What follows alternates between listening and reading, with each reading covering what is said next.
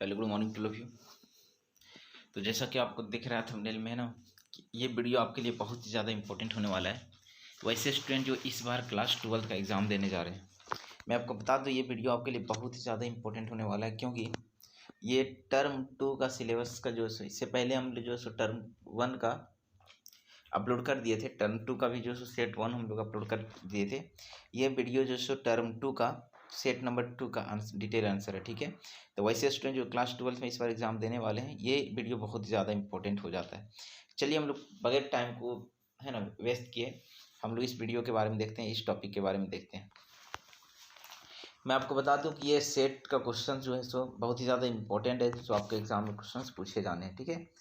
चलिए सबसे पहला क्वेश्चन स्टार्ट करने जा रहे हैं। देखिए जैसा कि दिया, what is the unit of rate constant for a zero order rate, है ना। क्वेश्चन बोला what is the unit of rate constant of zero order reaction.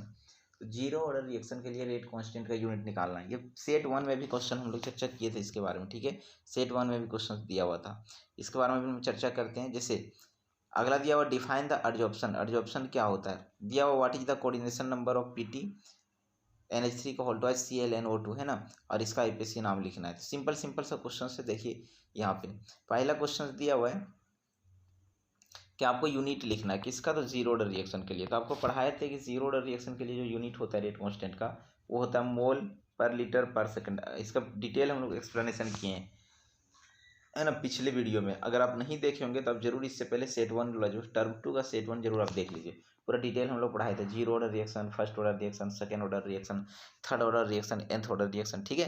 तो इसको आप थोड़ा सा देख सकते हैं, ये सबको पता होगा, मुझे उम्मीद है कि आप देखे होंगे। जैसे बात करते हैं जीरो ऑर्डर रिएक्शन का, तो इसका यूनिट क्या होता है, मोल पर लीटर पर सेकेंड। फर्स्ट ऑर्डर की जो होता है पर सेकेंड होता है ना, और सेकेंड ऑर्डर की रिएक्शन की बात करेंगे तो पर सेकेंड होता है, मोल टू दी पावर -1 होता है, लीटर टू दी पावर +1 होता है। इसी तरह से अगर थर्ड ऑर्डर की बात करें तो थर्ड ऑर्डर की अगर हम बात करें तो थर्ड ऑर्डर में क्या होता था, इसमें भी हम लोग का पर सेकेंड होता है, और मोल टू दी पावर -2 होता है, लीटर टू दी पावर +2 होता है। यही अगर फोर्थ ऑर्डर रिएक्शन की बात करेंगे तो यहाँ पर सेकेंड इसमें भी होगा, मोल टू दी पावर -3 होगा, लीटर टू दी पावर +4 होगा, ठीक है। तो ये बात थोड़ा सा ध्यान रखिए। तो इसका यूनिट आपको पता होगा कि what is the unit of rate constant for zero order reaction, ठीक है। नेक्स्ट क्वेश्चन दिया हुआ डिफाइन एडजॉर्प्शन। तो ये सरफेस केमिस्ट्री का टॉपिक है। एडजॉर्प्शन का मतलब आपको पढ़ाए थे कि कोई सॉलिड सरफेस पर लिक्विड या गैस का मॉलिक्यूल का आकर के एडजॉर्ब हो जाना, बैठ जाना, एडजॉर्प्शन कहलाता है। जो मॉलिक्यूल बैठता है उसको एडजॉर्बेट कहते हैं, और जिस सॉलिड सरफेस पर बैठता है उसको एडजॉर्बेंट कहते हैं ना, BENT, एडजॉर्बेंट होता है, ये एडजॉर्बेट होता है। और इस टाइप का प्रोसेस को एडजॉर्प्शन कहते हैं। जैसे सिलिका जेल होता है, जो सिलिका जेल होता है, तो सिलिका जेल पर वाटर का मॉलिक्यूल का आकर के बैठ जाना एडजॉर्प्शन कहलाता है, ठीक है। सिलिका जेल कहाँ होता है तो आपको पता होगा। तो अब देखिएगा, अगर जूते आप खोलते होंगे, जूता अगर आप लेते होंगे तो जूते के अंदर देखिएगा कितना बड़ा प्लास्टिक होता है, और वो प्लास्टिक के अंदर कुछ पंप है ना, कंकड़ टाइप का कुछ मटेरियल रहता है, वही जो होता है सिलिका जेल। क्यों डाला जाता है भाई, तो इस जूते के अंदर अगर कहीं से नमी चल गया है, मॉइस्चर चल गया है, तो वो मॉइस्चर को अपने ऊपर क्या करता है, एब्जॉर्ब कर लेता है, जिसके कारण क्या होता है, वो जूता सेफ रहता है ना, जूता खराब नहीं होता। तो ये था आपका एडजॉर्प्शन। नेक्स्ट क्वेश्चन दिया हुआ आपका, है ना, what is the coordination number of platinum in PT NH3, है ना, होल्ड वाइस, और ClNO2। इसका कोऑर्डिनेशन नंबर हमको ये देखना है कि ये जो सेंट्रल मेटल एटम प्लेटिनम है, प्लेटिनम को कितने लोग कितना lone pair of electron donate कर दे रहा है। तो आपको पता है NH3 मोनोडेंटेड लिगेंड होता है। अगर आप नहीं देखे होंगे तो कोऑर्डिनेशन कंपाउंड का भी वीडियो अपलोड कर दिए हैं, आप जाके देखिएगा, है ना, इसका प्लेलिस्ट में जाकर देखिएगा, है ना। केमिस्ट्री बस आप सर्च करिए, वहाँ पे कोऑर्डिनेशन कंपाउंड के बारे में पूरा चर्चा किए हैं। वहाँ oxidation number, coordination number, IPC नाम हम पूरा डिटेल बताए हैं ना, उसको देख सकते हो। तो यहाँ पे ध्यान रखिए, अमोनियम मोनोडेंटेड है, क्लोरीन भी मोनोडेंटेड है, NO2 भी मोनोडेंटेड है। मोनोडेंटेड कहने का मतलब ये होता है कि एक लोन पेयर ऑफ इलेक्ट्रॉन वो डोनेट करेगा, किसको, तो सेंट्रल मेटल एटम प्लेटिनम को। तो यहाँ देखने की कोशिश ये करेंगे कि NH3 मोनोडेंटेड है, लेकिन 2 टाइम NH3 है, मतलब ये 2 लोन पेयर डोनेट करेगा। इसी तरह से एक क्लोरीन डोनेट करेगा, 3 हो गया, और एक NO2 डोनेट करेगा, 4। इसका कोऑर्डिनेशन नंबर कितना हो जाएगा, 4। इसका कोऑर्डिनेशन नंबर कितना हो जाएगा, 4। फिर से देखिए, एक NH3 एक लोन पेयर, तो 2 NH3 क्या होगा, 2 लोन पेयर, एक क्लोरीन एक लोन पेयर, टोटल हो गया 3, और एक NO2 एक लोन पेयर, टोटल कितना हो गया, 4। इसका कोऑर्डिनेशन नंबर कितना होगा, 4 होगा, ठीक है। नेक्स्ट क्वेश्चन की अगर हम बात करें तो देखिए ये वाला, इसका IPC नाम लिखना है। यहाँ कुछ नहीं तो H हो सकता है, क्योंकि ये CHO है, एल्डिहाइड ग्रुप है, इसको 1 मान लो, इसको 2 मान लो, इसको 3 मान लो, इसको 4 मान लो, इसको 5 और इसको 6। तो 4 पर क्या है हाइड्रोक्सी है ना, और 5 पर क्या है मिथाइल। तो पहले क्या आएगा, पहले हाइड्रोक्सी आएगा, तो क्या हो जाएगा इसका आंसर 4 पर हाइड्रोक्सी 5 पर मिथाइल, और क्या होगा 6 कार्बन के लिए हेक्सेन और लास्ट में अल है ना, 4 हाइड्रोक्सी 5 मिथाइल हेक्सेन अल, इसका सही आंसर होगा। ठीक है, नेक्स्ट क्वेश्चन दिया हुआ give an example of aldohexose. Aldohexose का एक एग्जांपल देना है। एल्डोहेक्सोज कहने का मतलब C6 है ना, आपको पता है क्या है, बायोमोलिक्यूल का भी वीडियो अपलोड किया हूँ, आप उसको देख सकते हो। एल्डोहेक्सोज क्या होता है, एल्डोकीटोज क्या होता है, ट्रायोज क्या होता है, पेंटोज क्या होता है ना, टेट्रोज क्या होता है, ये सब के बारे में चर्चा किए थे। हेक्सोज की फार्मूला अगर बात करेंगे तो कार्बन 6 लेंगे और H2O है ना, ये भी आपको क्या ले लेंगे 6 टाइम लेंगे। इसका मतलब ये हुआ हेक्सोज की फार्मूला बात करेंगे तो C6 लेंगे और H2O कितने टाइम लेंगे 6, और इसको अगर तोड़ेंगे तो क्या बन जाएगा C6H12 और क्या हो जाएगा वो 6 हो जाएगा। ये हेक्सोज है ना। ये दो टाइप का होता है, एक होता है एल्डोहेक्सोज और एक होता है क्या कीटोहेक्सोज। एल्डोहेक्सोज में इसको हम लोग ग्लूकोज भी कहते हैं और कीटोहेक्सोज में इसको फ्रुक्टोज भी कहते हैं। ठीक है, तो एल्डोहेक्सोज का अगर एग्जांपल देना तो ग्लूकोज इसका सही एग्जांपल होगा, जिसका फार्मूला क्या होता है C6H12O6, जिसको हम लोग ग्लूकोज कहते हैं। ठीक है, चलिए राइट द मोनोमर ऑफ क्या नेचुरल रबर। नेचुरल रबर का मोनोमर लिखना है, मतलब नेचुरल रबर का मोनोमर वो किससे मिलकर बना है। तो पॉलीमर भी हम लोग एक चैप्टर को अपलोड कर दिए, आप उसको भी देख सकते हो। ठीक है, पॉलीमर में बताए थे कि नेचुरल रबर का जो एग्जांपल होता है वो क्या होता है आइसोप्रीन, इसका आंसर क्या होगा आइसोप्रीन। ठीक है, नेक्स्ट क्वेश्चन दिया हुआ है right one example of antipyretic. अब एंटीपायरेटिक क्या होता था, केमिस्ट्री इन एवरीडे लाइफ का क्वेश्चन है। एंटीपायरेटिक एक ऐसा केमिकल सब्सटेंस होता है जो बॉडी टेम्परेचर अगर हाई हो गया तो उस टेम्परेचर को क्या करेगा लो करेगा। इसके अंदर क्या आता है पैरासीटामोल और एस्पिरिन। ठीक है, इसका आंसर सही आंसर होगा एंटीपायरेटिक। ठीक है, देखिए पहला आंसर में क्या दिया था, यूनिट निकालना था, रेट कांस्टेंट के का यूनिट निकालना था। तो क्या होता है जीरो ऑर्डर रिएक्शन के लिए क्या होता है मोल पर लीटर पर सेकंड, फर्स्ट ऑर्डर के लिए पर सेकंड, सेकंड ऑर्डर के लिए पर सेकंड, इसमें भी होगा, सिर्फ यहाँ क्या होगा यहाँ 2 है तो यहाँ 1 होगा, 1 कम हो जाता है, mole to the power -1 litre to the power plus 1। इसी तरह से अगर थर्ड ऑर्डर की बात करेंगे तो थर्ड ऑर्डर निकालना है पर सेकंड, इसमें भी होगा, सब में पर सेकंड होता है ना। यहाँ थर्ड है तो 1 कम कर दो लास्ट में, मोल टू द पावर -2 और लीटर टू द पावर +2। यहाँ फोर्थ है तो पर सेकंड इसमें भी रहेगा, मोल टू द पावर सिर्फ 1 कम कर देना -3 और यहाँ पे क्या होगा +3 लीटर टू द पावर। इसी तरह से हम लोग क्या करते हैं इस फॉर्मूला को निकाल सकते हैं। ठीक है, जैसे nth ऑर्डर रिएक्शन के लिए क्या होगा पर सेकंड इसमें रहेगा, मोल टू द पावर 1 में क्या करेंगे n को कम कर देंगे। ठीक है, और n-1 होगा। चलिए सही आंसर हो। अगला क्वेश्चन दिया हुआ एडजॉर्प्शन क्या होता है, तो एडजॉर्प्शन अगला दिए थे, तो एडजॉर्प्शन का डेफिनेशन लिखें, कोई सॉलिड सरफेस पर क्या होता है लिक्विड या गैस का मॉलिक्यूल का आकर के बैठ जाना है ना, उसको एडजॉर्प्शन कहते हैं। वही बताएं the increase in concentration of a substance या solute particle in the surface of other substance is called adsorption.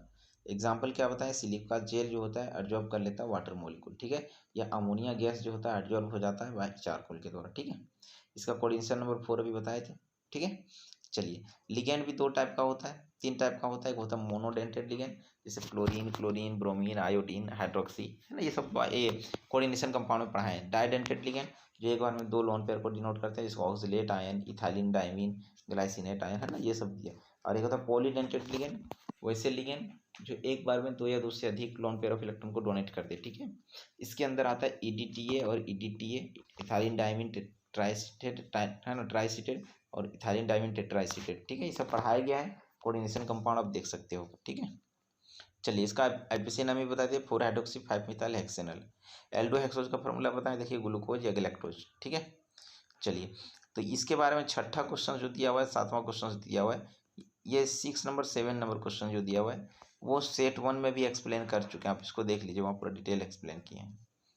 चलिए तो ये था आपका सेट 1। सेट 1 में बस इतना ही क्वेश्चन है ना सेक्शन 1 में।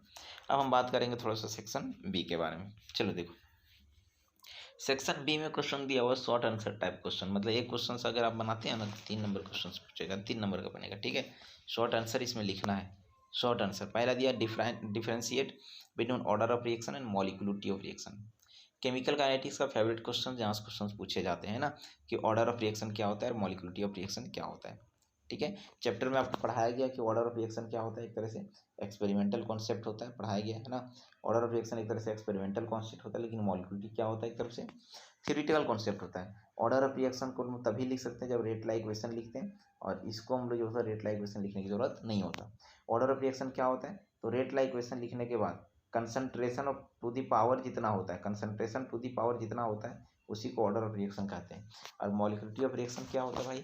तो मॉलिक्यूलिटी ऑफ रिएक्शन का मतलब ये होता है कि कितने मॉलिक्यूल आपस में भाग लेते हैं, उसको मॉलिक्यूलिटी ऑफ रिएक्शन कहते हैं। ठीक है, एक चीज़ और कि ये 3 से ज़्यादा पॉसिबल है, लेकिन मॉलिक्यूलिटी 3 से ज़्यादा पॉसिबल नहीं है। ये सब पढ़ाया गया है, केमिकल बॉन्डिंग, मॉलिक्यूलर स्ट्रक्चर। इसका भी वीडियो अपलोड कर दिया गया पूरा डिटेल, अगर आप देखना चाहते हैं तो वहाँ से देख सकते हैं। शॉर्ट वीडियो क्या किया अपलोड कर दिया गया है, चलिए देख लीजिए इसको। बहुत ही ज़्यादा इंपॉर्टेंट क्वेश्चन है, इसको आप देख लेंगे। ठीक है, अगला दिया what are the lyophilic and lyophobic salt, explain with example. अब लायोफिलिक सॉल्ट और लायोफोबिक सॉल्ट क्या होता है इसके बारे में एक्सप्लेन करना है। मैं आपको बता दूं सरफेस केमिस्ट्री का ये इंपॉर्टेंट क्वेश्चन है, ये भी वीडियो अपलोड कर दिए हैं, यहाँ से भी अगर आप चाहते हो तो आप क्वेश्चन देख सकते हो प्लेलिस्ट में जाकर के। 1 घंटे का वीडियो, 1 घंटे में पूरा 4 नंबर का सरफेस केमिस्ट्री पूरा कंप्लीट किया गया। ठीक है, तो आप वहाँ पे भी देख सकते हो कि लायोफिलिक क्या होता है, लायोफोबिक सॉल्ट क्या होता है। इसमें जनरली बताए थे कि अगर मान लेते हैं कि एक बर्तन लेते हैं और उसमें पानी लेते हैं, पानी को गम को डाल दो, है ना, गम को डालो या जिलेटिन को डालो या स्टार्च को डालो या सेल्यूलोज को डालो, इसको थोड़ा सा सेक कर दो, हिला दो, तो क्या होगा, ये आराम से क्या होगा, घुल जाएगा। मतलब ये क्या होता है, इजीली सोल्यूबल होता है पानी में। मतलब पानी जिसको हम लोग डिस्पर्सन मीडियम कहते हैं, और ये तुम्हारा जो ये होता है डिस्पर्स फेस, मतलब गम वगैरह जो सोल्यूट होता है, वो आपस में क्या होता है, आसानी से घुल जाएगा। थोड़ा सा भी हिला देंगे तो ये तैयार हो जाएगा, मतलब सॉल्वेंट लविंग होता है। ठीक है, ये रिवर्सिबल होता है, एक बार अगर तैयार होगा फिर हिट करेंगे तो क्या होगा, पानी वेपर बन करके उड़ जाएगा और गम रह जाएगा, तो रिवर्सिबल होता है। ठीक है, तो ये बार बहुत डिटेल हम बताएं सरफेस केमिस्ट्री में, इसको देख सकते हैं। ठीक है, इसी तरह से अगर हम लोग इस टाइप का सोल जो होता है उसको लायोफिलिक सोल कहते हैं। इसका एक और नाम होता है जिसको सॉल्वेंट लविंग सोल भी कहते हैं। ठीक है, लेकिन एक और एग्जाम्पल की अगर हम बात करें तो अगर पानी लेते हैं उसमें डायरेक्ट हम लोग गोल्ड को घोल देते हैं तो गोल्ड नहीं घुलेगा। मतलब कि ये डिस्पर्स फेस और डिस्पर्सन मीडियम, सॉल्यूट और सॉल्वेंट के बीच में कोई ग्रेटर अफिनिटी नहीं है, गहरा संबंध नहीं है, इसको घोलना चाहेंगे तो आसानी से नहीं घुलेगा। इसीलिए ये एक इस अगर इस सोल को बनाना चाहेंगे तो इसके लिए एक स्पेशल मेथड आता है, जिस मेथड का नाम होता है डिस्पर्सन मेथड या कंडेंसेशन मेथड। ठीक है, और उस मेथड से हम लोग लायोफोबिक सोल को तैयार कर लेंगे। और लायोफोबिक सोल अगर एक बार तैयार हो जाता है फिर से उसको बार बार तैयार नहीं कर सकते, वो इरिवर्सिबल होता है ना, इरिवर्सिबल टाइप का सोल होता है। इसमें चार्ज होता है और ये टिंडल इफेक्ट दिखाता है, लेकिन लायोफिलिक सोल में कोई चार्ज नहीं होता, ये टिंडल इफेक्ट नहीं दिखाता। पूरा डिटेल हम लोग चर्चा कर दिए सरफेस केमिस्ट्री में, आप वहाँ से भी आप देख सकते हो। ठीक है, आप इसको देख सकते हैं वहाँ पे। ठीक है ना, तो ये था तुम्हारा लायोफिलिक सोल और लायोफोबिक सोल। लायोफिलिक सोल क्या होता है, सॉल्वेंट लविंग होता है। लायोफोबिक सोल क्या होता है, सॉल्वेंट हेटिंग होता है। ठीक है, लायोफिलिक सोल रिवर्सिबल होता है, लेकिन लायोफोबिक सोल क्या होता है, इरिवर्सिबल होता है। लायोफोबिक सोल क्या होता है, आसानी से तैयार कर सकते हैं, लायोफोबिक सोल को आसानी से तैयार नहीं कर सकते।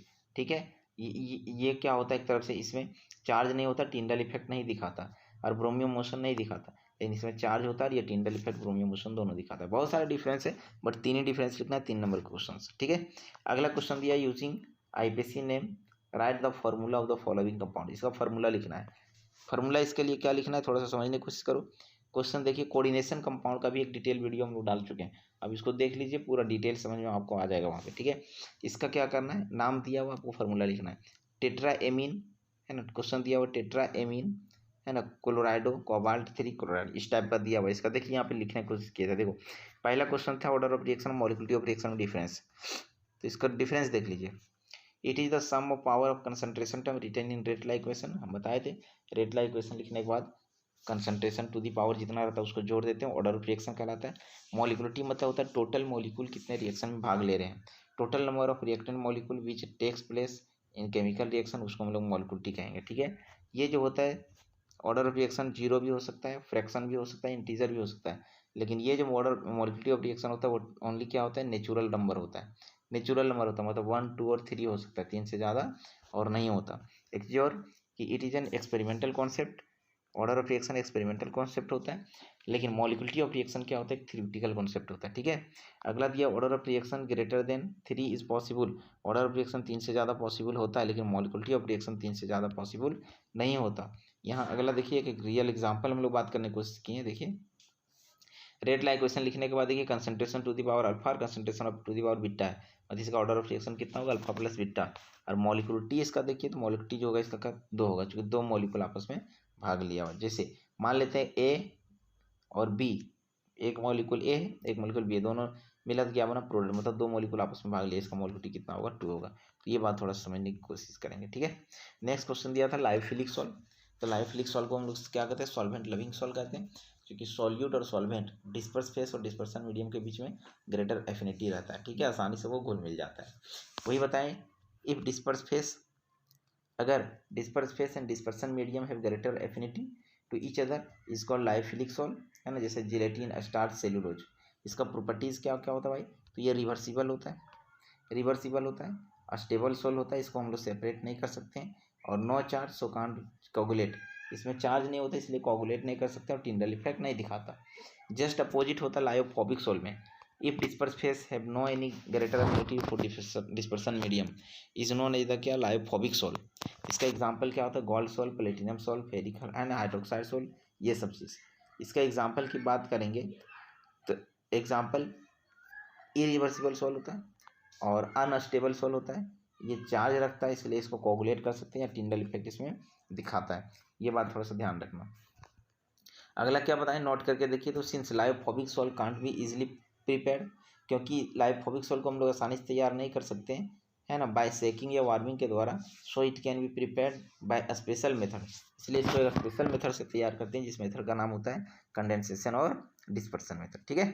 चलिए नेक्स्ट क्वेश्चन आपको जो दिया हुआ था कोऑर्डिनेशन कंपाउंड का, देखिए दिया हुआ टेट्राइमिन, टेट्राइमिन हो गया, ठीक है, एक्वा, उसके बाद एक्वा मतलब वाटर हो गया, क्लोराइड हो गया, ठीक है, क्लोराइड हो गया, देखिए। अब उसके बाद क्या दिया हुआ, ऑक्सीडेशन नंबर 3 आना चाहिए, तो 3 कब आएगा, यहाँ पे देखिए इसका तो 0 होता है, इसका 0 होता है, यहाँ 1 है, यहाँ 2 है, इसका मतलब क्या हुआ 3 है, लास्ट में क्या लिखेंगे, क्लोराइड।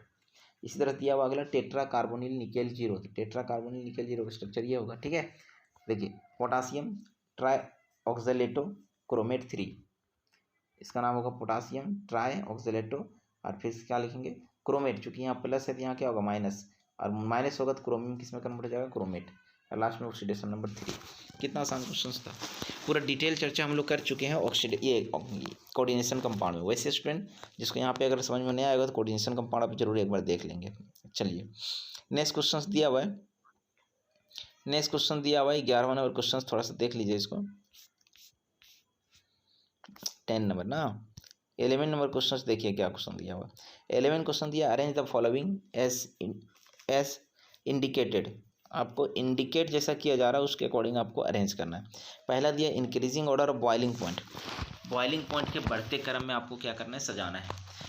एक दिया है एल्कोहल, एक दिया है एक है ना 2 डिग्री एमीन, और एक दिया है प्राइमरी एमीन, तीनों को क्या करना है, इसको बढ़ते क्रम में हम लोग क्या करना है, बॉइलिंग पॉइंट को सजाने की कोशिश करना है। देखिए क्वेश्चन यहाँ पर दिया हुआ है ना, इसको थोड़ा सा ठीक है, तो यहाँ देखने की कोशिश कर रहे हैं, क्वेश्चन दिया हुआ है 11 number question, arrange the following is indicate, ठीक है, in increasing order of their boiling point, boiling point के बढ़ते क्रम में आपको सजाना, ठीक है। तो बॉइलिंग पॉइंट के बढ़ते क्रम में कैसे सजाएंगे भाई, तो पहला क्वेश्चन दिया हुआ है क्या, यहाँ देखिए इथाइल अल्कोहल, यहाँ पे OH है, ये हाइड्रोजन बॉन्डिंग बनाता है, तो सबसे ज़्यादा जो बॉइलिंग पॉइंट होगा किसका, इथाइलिंग, है ना, इथाइल अल्कोहल का। उसके बाद किसका होगा, यहाँ CH3 होल्ट वाइज NH है, और यहाँ C2H5 ये NH2 है ना, इसमें लायोफोबिक पॉइंट ज़्यादा है, इसका मतलब इसके बाद क्या होगा, ये वाला होगा, ठीक है, इसका मतलब सबसे ज़्यादा इथाइल अल्कोहल, फिर ये होगा, फिर ये होगा, ठीक है। नेक्स्ट क्वेश्चन दिया हुआ है in increasing order of solubility in water, question बोल रहा है पानी में कौन तेजी से घुलेगा, तो मैं आपको बता दूं कि सॉल्युबिलिटी होता है वो directly proportional to hydrogen bonding, hydrogen bonding जिसमें ज़्यादा लगेगा, ठीक है, उसमें सॉल्युबिलिटी पानी में ज़्यादा होगा, और inversely proportional to molecular mass, और अगर हाइड्रोजन बॉन्डिंग नहीं लग रहा है तो सॉल्युबिलिटी जो होगा वो इन्वर्सली प्रोपोर्शनल क्या होता है, मोलिकुलर मास, मोलिकुलर मास जिसका ज़्यादा रहेगा उसका सॉल्युबिलिटी क्या होगा, कम होगा, ठीक है, ये बात थोड़ा सा ध्यान रखना। In increasing order of solubility in water, water में है ना सॉल्युबिलिटी के बढ़ते क्रम में सजाना है, तो यहाँ देखिए C6H5NH2 दिया है, इसमें C2H5 का होल्ट वाइज NH दिया है, इसमें C2H5, तो सबसे ज़्यादा सॉल्युबल क्या होगा, ये वाला होगा, है ना, मोलिकुलर मास कम है, हाइड्रोजन बॉन्डिंग ज़्यादा लग रहा है। उसके बाद कौन सॉल्युबल होगा, ये वाला होगा, पहला नंबर सबसे ज़्यादा ये होगा, फिर दूसरा नंबर पर ये होगा, और चूँकि मोलिकुलर मास इसका ज़्यादा है और ये स्टेबल कंपाउंड है फिनाल, इसलिए इसका सॉल्युबिलिटी क्या होगा, कम होगा, ठीक है। तो सबसे ज़्यादा क्या होगा सॉल्युबल, ये होगा, उसके बाद ये होगा, उसके बाद ये होगा, ठीक है। इसका मतलब इसको ग्राफ अगर छापना चाहेंगे तो सबसे ज़्यादा ये होगा, फिर क्या होगा, ये होगा, इस टाइप का इसका है ना, इसका डायग्राम होगा। नेक्स्ट क्वेश्चन दिया हुआ है कि write down the 3 difference between DNA and RNA, बहुत ज़्यादा इंपॉर्टेंट क्वेश्चन बायोमोलिक्यूल का, कि DNA और RNA के बीच में जो होता है न्यूक्लिक एसिड होता है, इसके बीच में क्या डिफरेंस होता है, तो आपको पढ़ाया गया है, ठीक है। बायोमोलिक्यूल में देखिए तो DNA और RNA का डिफरेंस क्या होता है, पहला डिफरेंस आपको ध्यान रखना है, डीएनए का फुल फॉर्म क्या होता है? डीऑक्सीराइबोज न्यूक्लिक एसिड, सबको पता होगा। और आरएनए का फार्मूला क्या होता है भाई? इसका फुल फॉर्म क्या होता है? Ribose nucleic acid. ये बात थोड़ा सा ध्यान रखिए। दूसरा क्या होता है? ये जो डीएनए होता है वो it occurs mainly in the nucleus of the cell. ये जो होता है न्यूक्लियस ऑफ द सेल में पाया जाता है। सेल के जो न्यूक्लियस होता है उसमें पाया जाता है। It occurs in cytoplasm of the cell. मतलब ये न्यूक्लियस में, न्यूक्लियस से बाहर जो होता है एक साइटोप्लाज्म होता है, वहाँ आरएनए पाया जाता है। ठीक है। तीसरा जो इसका डिफरेंस लिखना है, इसमें जो डीएनए में जो शुगर होता है तो शुगर का नाम होता है 2-डीऑक्सीराइबोज, 2-डीऑक्सीराइबोज। और आरएनए के शुगर का नाम होता है ना मोलिकुल ओनली राइबोज होता है। ठीक है। 3 डिफरेंस आपको लिखना था, बस 3 ही डिफरेंस आपको लिखना है। पहला कि इसका फुल फॉर्म क्या होता है, दूसरा कि ये न्यूक्लियस में पाया जाता है, ये क्या होता है साइटोप्लाज्म में पाया जाता है, तीसरा कि इसमें शुगर जो पाया जाता है 2-डीऑक्सीराइबोज, और इसमें क्या होता है राइबोज पाया जाता है। ठीक है। चलिए नेक्स्ट अगर हम बात करें फोर्थ डिफरेंस का, तो फोर्थ डिफरेंस भी दिया हुआ है, the base present in DNA are. बहुत ज़्यादा इंपॉर्टेंट, कभी कभी क्वेश्चन यहाँ से पूछता है कि डीएनए में बेस पाया जाता है ना, क्षारीय टाइप का नेचर होता है, और वो होता है एटीजीसी, याद कर लो एटीजीसी। और आरएनए में भी क्या होता है? बेस पाया जाता है जिसका नाम होता है एयूजीसी, एयूजीसी। ठीक है।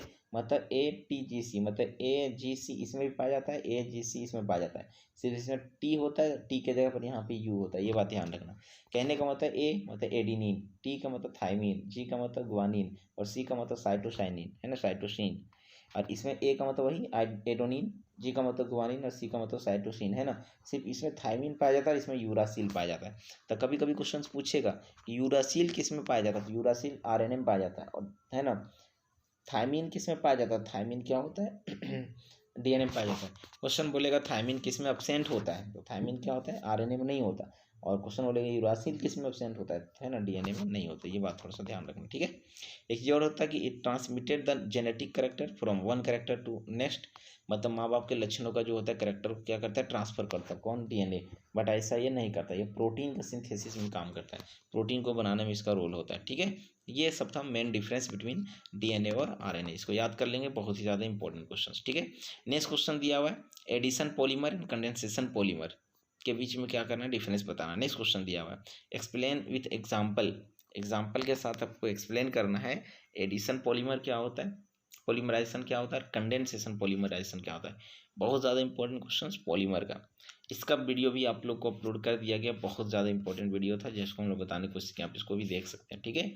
चलिए नेक्स्ट क्वेश्चन दिया हुआ है, देखिए 13 में एडिशन पॉलीमराइजेशन क्या होता है, जिसको हम लोग चेन ग्रोथ पॉलीमराइजेशन भी कहते हैं। ठीक है। तो एडिशन पॉलीमर का मतलब क्या होता है कि मोनोमर जो होता है आपस में सिर्फ जुड़ जाता है, ऐड हो जाता है। और कंडेंसेशन पॉलीमर में क्या होता है कि मोनोमर आपस में तो जुड़ तो जाएगा, लेकिन क्या होता है कुछ स्मॉल मॉलिक्यूल भी क्या होता है बाहर निकलता है, उसको कंडेंसेशन पॉलीमर कहते हैं। एडिशन का एग्जाम्पल क्या होगा? Polythene, PVC, Teflon. ठीक है। और कंडेंसेशन पॉलीमर का एग्जांपल क्या होगा?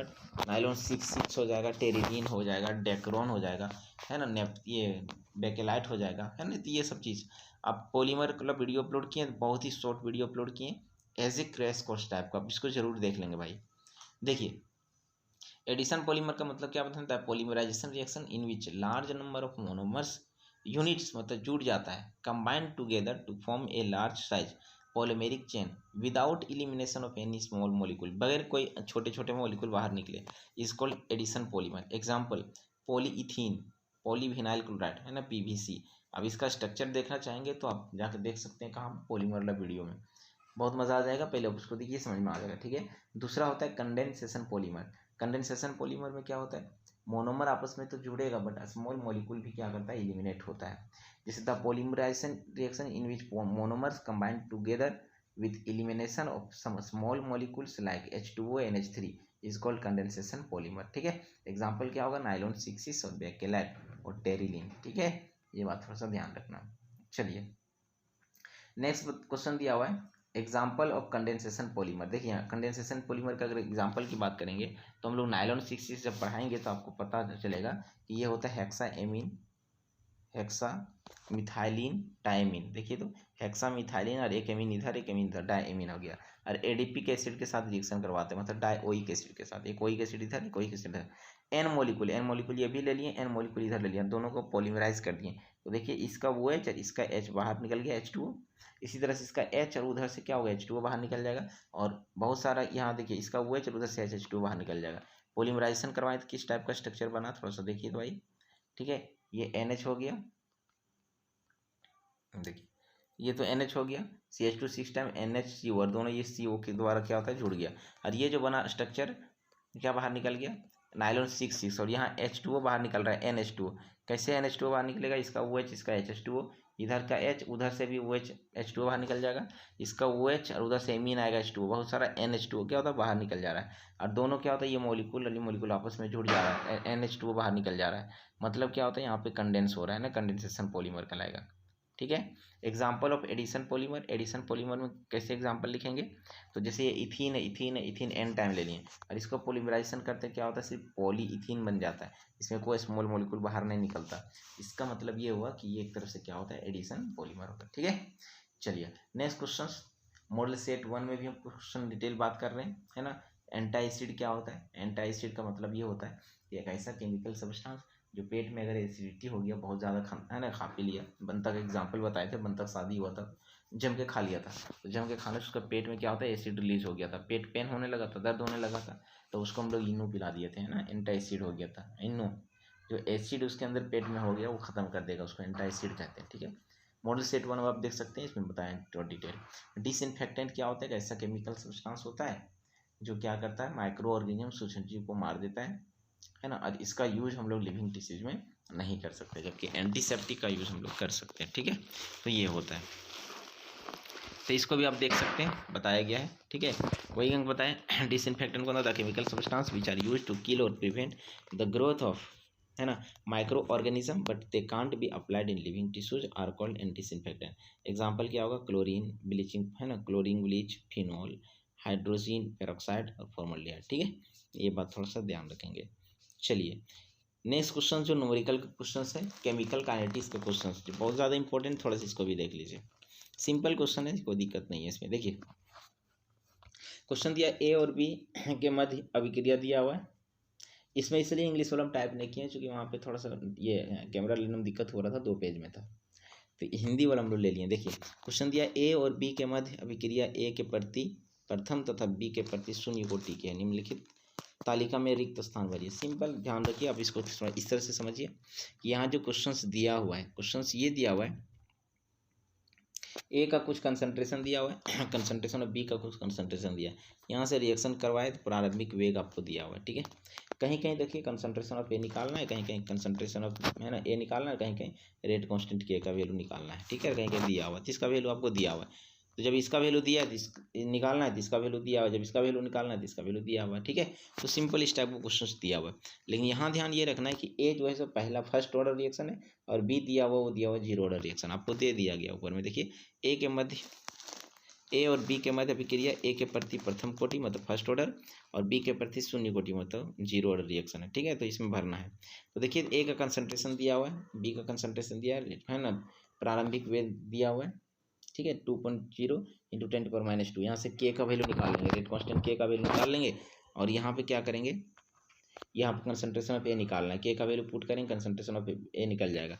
अब यहाँ कंसंट्रेशन ऑफ बी, ए और बी दिया हुआ, रेट ऑफ रिएक्शन निकालना है और यहाँ रेट ऑफ रिएक्शन भी दिया हुआ है और बी निकाला है तो कंसंट्रेशन ऑफ ए निकालना है। ठीक है, तो निकल जाएगा। कैसे, देखिए सबसे पहले आपको बताते हैं, लेट हम लोग मान लेते हैं ए और बी रिएक्टेंट है, जो प्रोडक्ट होकर के क्या बनता है, प्रोडक्ट बनता है रिएक्शन होने के बाद। ठीक है, तो क्वेश्चन दिया हुआ है, रेट कैसे लिखेंगे, देखिए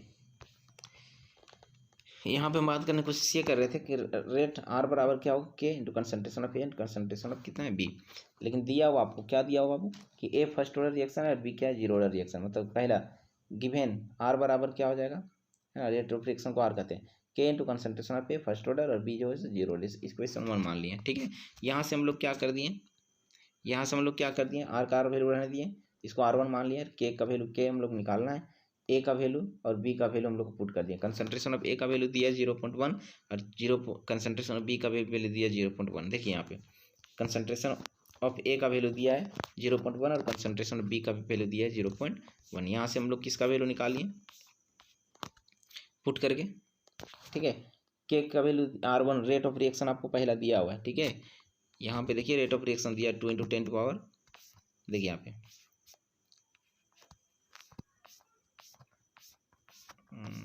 देखिए ऊपर में 2 × 10⁻ कितना दिया, -2 एक दिया हुआ, आर का वैल्यू दिया हुआ है, कंसंट्रेशन ऑफ बी दिया हुआ, कंसंट्रेशन ऑफ ए दिया हुआ है, यहाँ के का वैल्यू हम निकाल सकते हैं।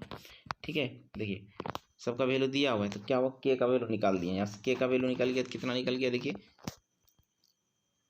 यहाँ देखिए 2 × 10⁻², बटे 0.1, के बराबर 2 × 10⁻² और 0.1 को ऊपर लिख दिए तो 10 लिख दिए। इसका मतलब क्या हुआ, 2 × 10⁻⁻1, या तो इसी को लिख सकते हैं के बराबर 0.2।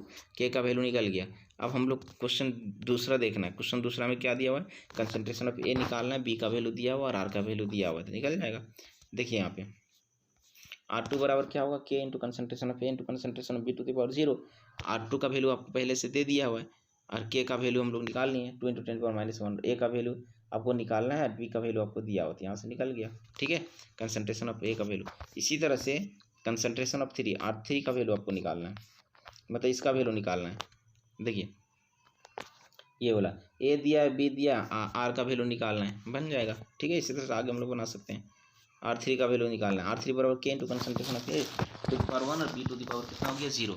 R3 का वैल्यू हमको निकालना है, तो R3 का वैल्यू निकालने के लिए क्या करेंगे, देखो तो के बराबर 0.2 दिया है, ए का वैल्यू दिया है और बी का वैल्यू दिया है, यहाँ से R3 निकालेंगे। इसी तरह से R4 निकाल सकते हो आप। ठीक है, R4 कैसे निकालेंगे, R4 कैसे निकालेंगे, तो R4 में ए का वैल्यू आपको क्या करना, निकालना है, बी का वैल्यू दिया हुआ और आर का वैल्यू दिया हुआ। देखिए आर का वैल्यू आपको दिया हुआ है, ठीक है, बी का वैल्यू दिया हुआ है, ए का वैल्यू आपको निकालना है और के का वैल्यू हम लोग पहले निकाल चुके हैं। यहाँ से पुट करके आपको क्या करना, निकालना है।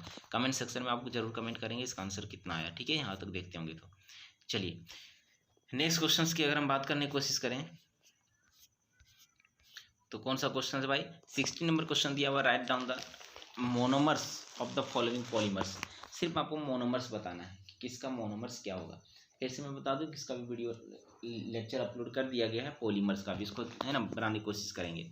देखिए मोनोमर्स निकला बूना एस का, तो बूना एस का मोनोमर्स क्या है, मतलब किससे किससे ये मिलकर बना हुआ है। तो बूना एस का ही मतलब तो पता चलता है, बी यू का मतलब ब्यूटाडाइन, एन ए का मतलब क्या होता है, सोडियम के प्रेजेंस से, और एस का मतलब होता है स्टाइरिन, पढ़ाया गया है।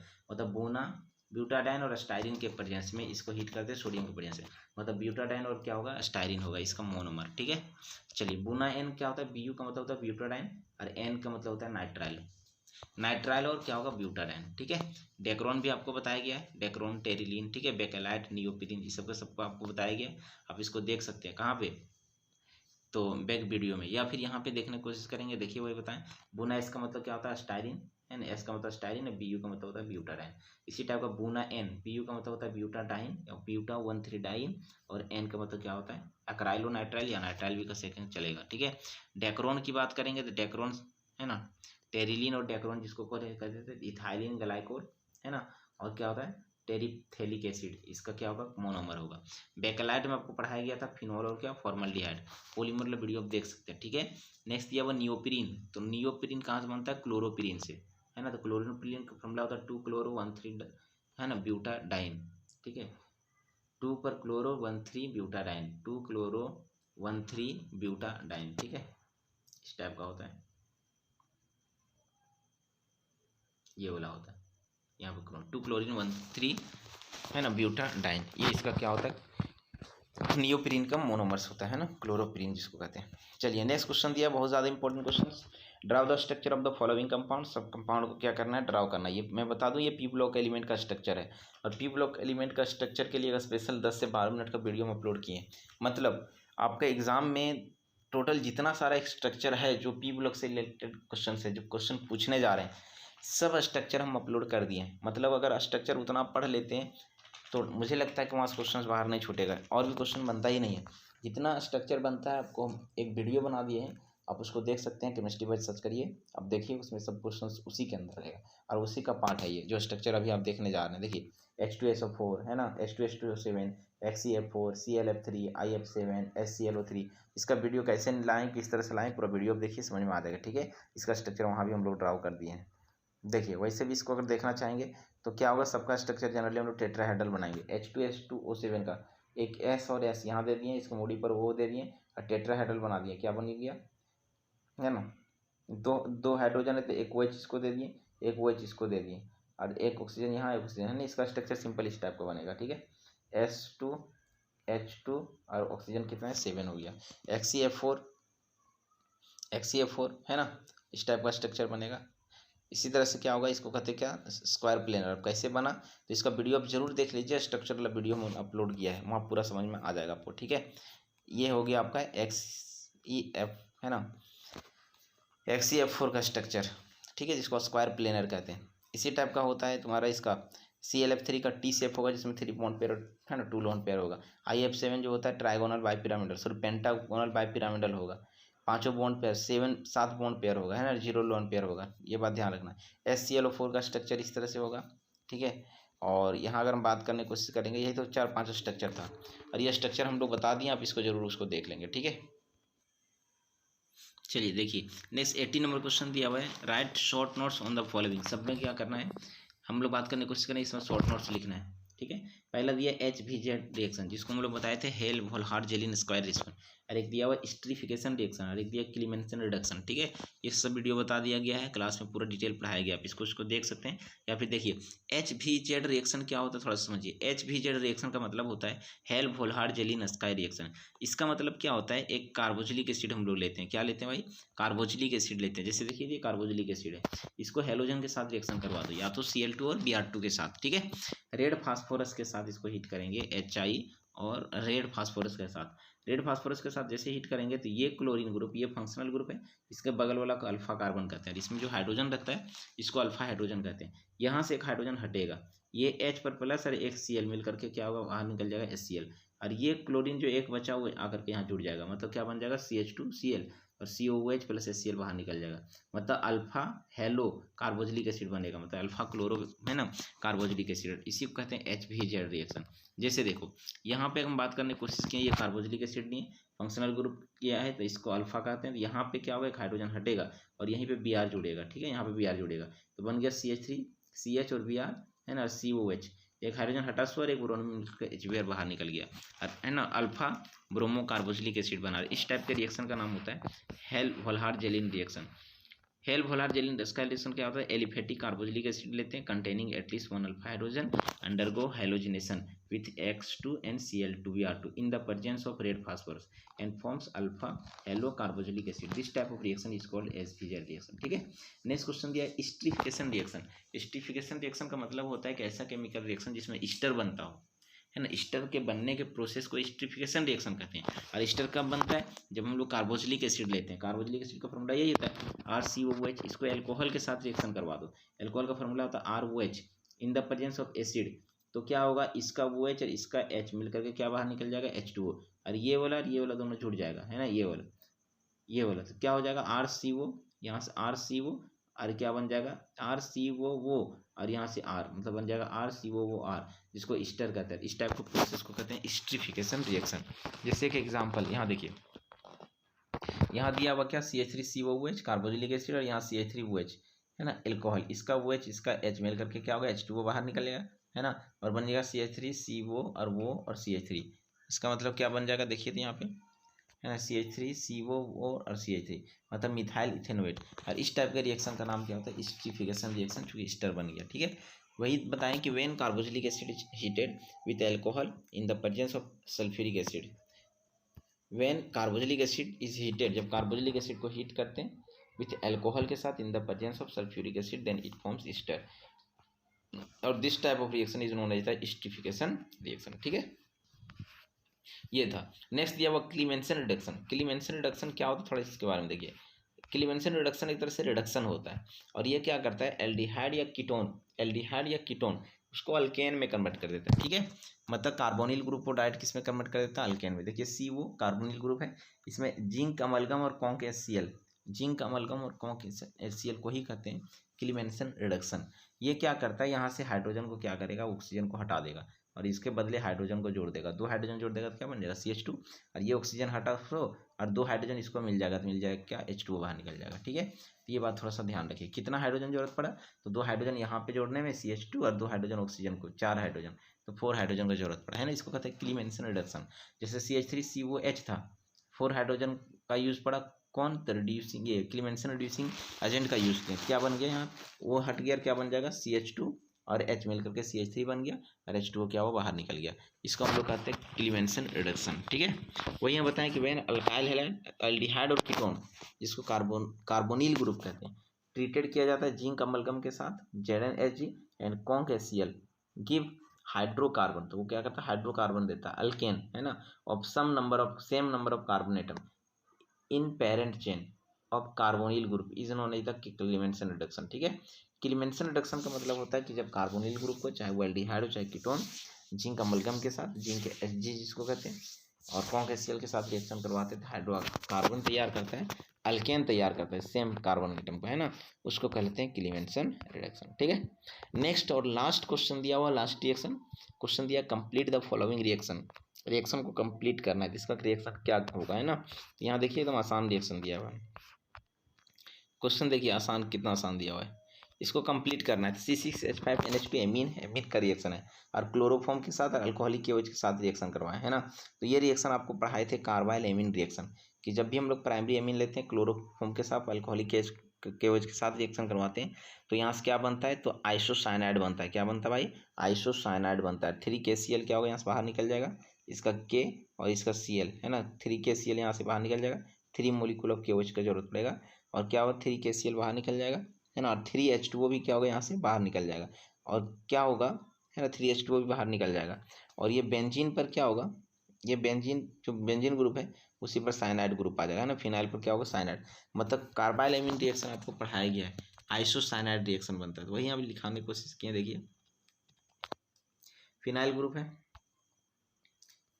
ना, C6H5 को ये लिख सकते हैं primary amine chloroform alcoholic KOH के साथ क्या होगा 3KCl यहाँ से बाहर निकल जाएगा, H2O भी बाहर निकल जाएगा है ना यहाँ से, और ये वाला N का N रहेगा, ये वाला C रहेगा, NC बन जाएगा। ठीक है, तो ये बात थोड़ा सा ध्यान रखो, ये पढ़ाया गया है। अगला क्वेश्चन जो दिया हुआ है C6H5 को हम लोग बेंजीन ग्रुप लिख सकते हो और इस पर NH2 मतलब एनिलीन ग्रुप है, इसको सल्फोनेशन रिएक्शन करवा दिया। सल्फोनेशन रिएक्शन मतलब सल्फ्यूरिक एसिड के साथ रिएक्शन था, आपको पढ़ाए थे कि प्राइमरी एमीन जो होता है एक तरह से ऑर्थो और पारा डायरेक्टिंग ग्रुप होता है। ये सल्फ्यूरिक एसिड टूट जाएगा OH पर माइनस और क्या जुड़ेगा SO3H पर क्या प्लस, ये प्लस ग्रुप कहाँ जुड़ेगा ऑर्थो पर या फिर कहाँ पे पारा पर, ये वाला है ना, और जहाँ जुड़ रहा है वहाँ के H प्लस वहाँ H हटेगा H प्लस है ना ऑर्थो और पारा से, और इसका सॉरी H हटेगा और यहाँ से वो H मिलकर क्या बाहर निकल जाएगा H2O बाहर निकल जाएगा। ठीक है, ये बात ध्यान रखना। नेक्स्ट दिया हुआ ब्रोमीन वाटर के साथ, ये भी रिएक्शन पढ़ाया गया है। जो एनिलीन लेते हैं और ब्रोमीन वाटर के साथ रिएक्शन करवाते हैं तो दोनों ऑर्थो और एक पारा पर ब्रोमीन जुड़ जाएगा तीनों जगह, और तीनों जगह से हाइड्रोजन हटेगा, 3 हाइड्रोजन और 3 Br मिलकर क्या बाहर निकल जाएगा 3HBr बाहर निकल जाएगा। ठीक है, ये बात थोड़ा सा ध्यान रखना। लेकिन इसमें अगर सिर्फ Br2 का यूज़ करेंगे तो बेंजीन पर क्या होता है NH2 रहेगा है ना, और सिर्फ ऑर्थो पर और ऑर्थो पर ब्रोमीन या फिर पारा पर ब्रोमीन बनेगा। ठीक है, ये बात ध्यान रखना। वाटर दिया रहेगा तो जितना ऑर्थो है ना जितना पारा उस पर अटैक हो जाएगा। नेक्स्ट क्वेश्चन दिया हुआ है ऐसी क्वेश्चन एमीन वाला क्वेश्चन एमीन में प्रैक्टिस करवाएगा, आप इसको देख लेंगे। नेक्स्ट क्वेश्चन दिया हुआ 5 में भी question same to same BDC दिया हुआ, ये भी प्रैक्टिस करवाएं। क्या बताने की कोशिश किए थे BDC जिसको मतलब बेंजीन डाइजीन दिया भाई, तो BDC दिया हुआ है और यहाँ क्या दिया C2H5OH और इसके साथ हिट किए तो क्या बन जाएगा BDC C2H5OH के साथ रिएक्शन करेंगे तो ये बेंजीन बन जाएगा और ये C2H5 जो ऑक्सीडाइज होकर के एल्डिहाइड में कन्वर्ट हो जाएगा इथेनॉल में, और क्या होता है यहाँ नाइट्रोजन गैस बाहर निकल जाएगा। ठीक है, तो ये था आपका टोटल कंप्लीट रिएक्शन और किसका भाई, तो टर्म 2 का सेट 2। बाकी बहुत ही जल्द आपको पूरा A to Z का सेट आपको मिल जाएगा, बशर्ते आप इतना प्रैक्टिस कीजिए, एग्जाम में क्वेश्चन इसके अंदर आने वाले। ठीक है, चलिए मिलते हैं हम लोग नए वीडियो के साथ नए टॉपिक के साथ, तब तक